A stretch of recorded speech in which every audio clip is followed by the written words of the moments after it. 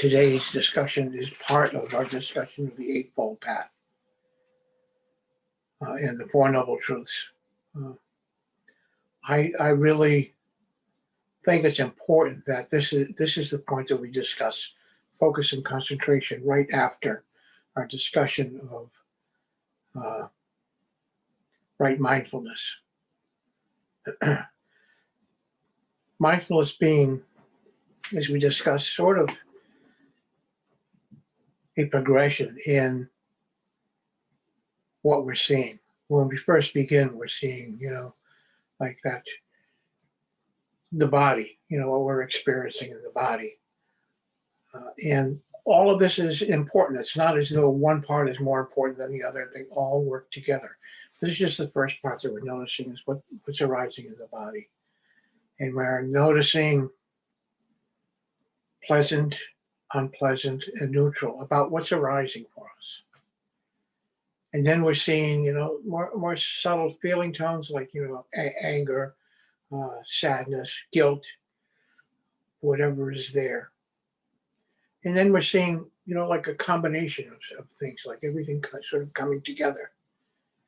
And that's a more subtle thing to look at. And as we're going through that,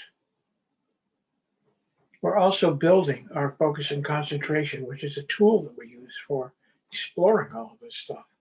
And we use the breath because it's always there, it's in the moment. And that's important because what we're looking at is what is in the moment, what's happening now. The only time that we can do anything is in right now. We can look at the history of stuff, we can sort of, look at what we're planning, but the only time that we can do something is in right now. So this moment right now, this moment is extremely important.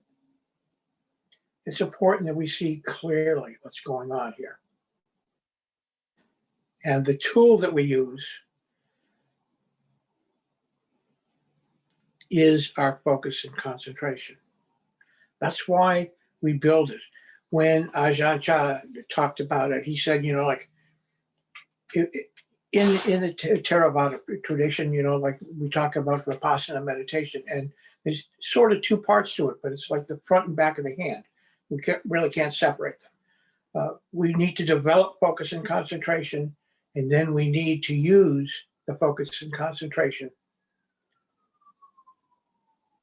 to get to know ourselves. And that's wisdom and knowledge, is what we know about ourselves. As we practice more, we get to know more about ourselves. Now, a lot of people see that, like focusing in as kind of a narrowing and tightening. And I really see it as the opposite of that.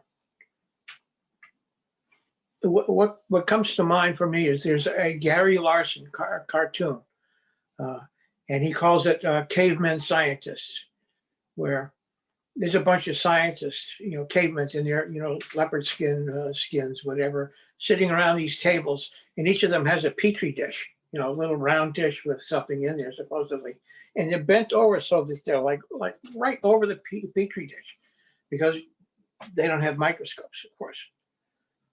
And that's sort of us before we develop our focus and concentration. And then after we develop that focus and concentration, that's our microscope, and we're able to look more deeply and to see more and more subtle things. And that's an opening. It's kind of a blossoming. There's stuff there that, we just can't access until we have that focus and concentration built up. When I look at our building our focus and concentration, sometimes it can be daunting. There are things that we don't want to look at. And that's understandable. But that's part of the seeing more and more subtle things. There's stuff there that, we have sort of has been hidden away for a while. But it's important that we get to know our entire selves, letting go of suffering can't happen until we know what we're letting go of. We have to see it all clearly.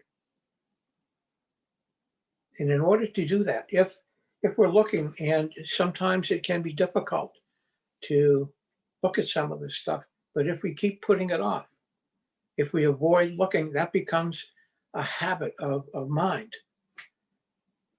So when we go to look, we that's what happens as we go to say, I'm not going to look at this. If we have been maybe clinically depressed, if we've been even suicidal, if we've been, I don't know, if we're a mother who's looking after 5 kids, uh, this is probably not the right time to do that. But if we're in a pretty healthy state, when things arise that are difficult to look at, we need to look. And the fact that it's calling to us, that it is, difficult, it feels difficult, sort of means that we need to put some attention there. We need to put that focus there. We need to understand. And that's where that understanding is where the letting go happens.